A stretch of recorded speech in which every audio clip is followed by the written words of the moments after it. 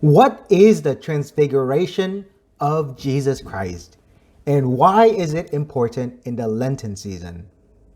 Friends, every year on the second Sunday of Lent, the Gospel reading always recounts the Transfiguration of Jesus Christ, whether it's year A or B or C.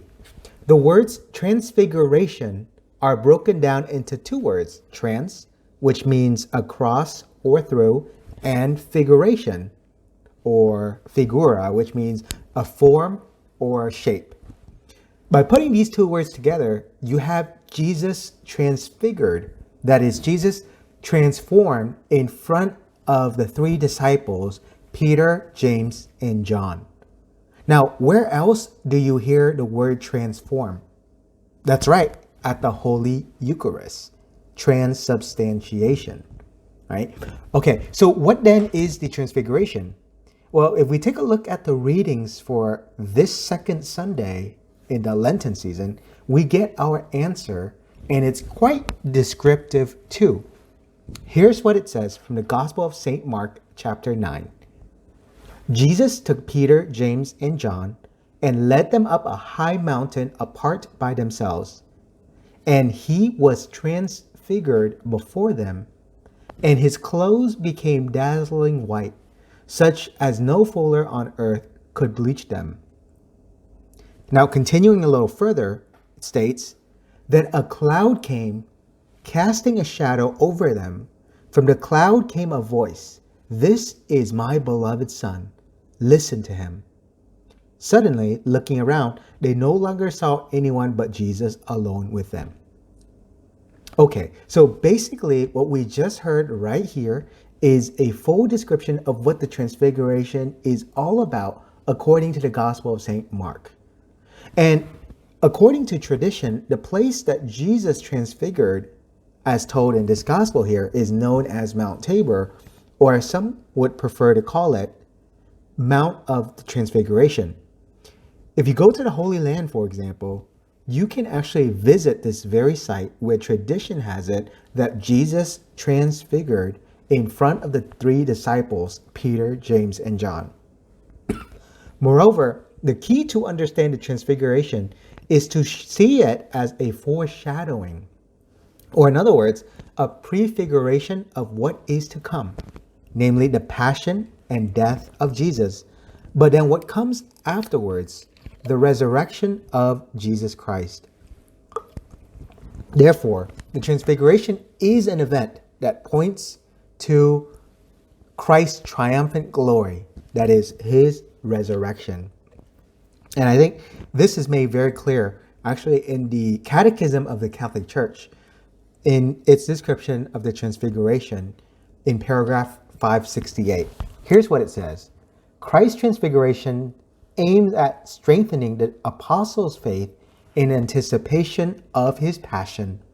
The ascent onto the high mountain prepares for the ascent to Calvary. Christ, head of the church, manifests what his body contains and radiates in the sacraments, the glory, the hope of glory. And so, friends, you may have heard that Lent is a journey, and indeed it is a journey. Every year in the liturgical calendar, we have this season of Lent to help us grow spiritually. And the spiritual growth begins with us going deeper into our own personal life. The problems, the challenges, all those things that we face, right? And the three pillars of Lent, prayer, fasting, and almsgiving, help us also to grow in this time in Lent.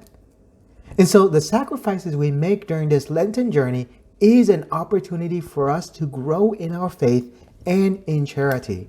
It is an opportunity for us to allow Christ to enter and transform our life. And so the question is this: are we letting Christ entering into our life to transform our life? It's also easy to put into context why the gospel reading for the Transfiguration takes place on every second Sunday of Lent. You see, the Transfiguration reveals who Jesus truly is. He is the Lord. And in the context of Lent, we are reminded that in time, we will arrive at the glory of the Easter resurrection. But before that, for the resurrection, we journey through the trials and challenges, the problems, the hardships, the trials, difficulties, all these things that we face.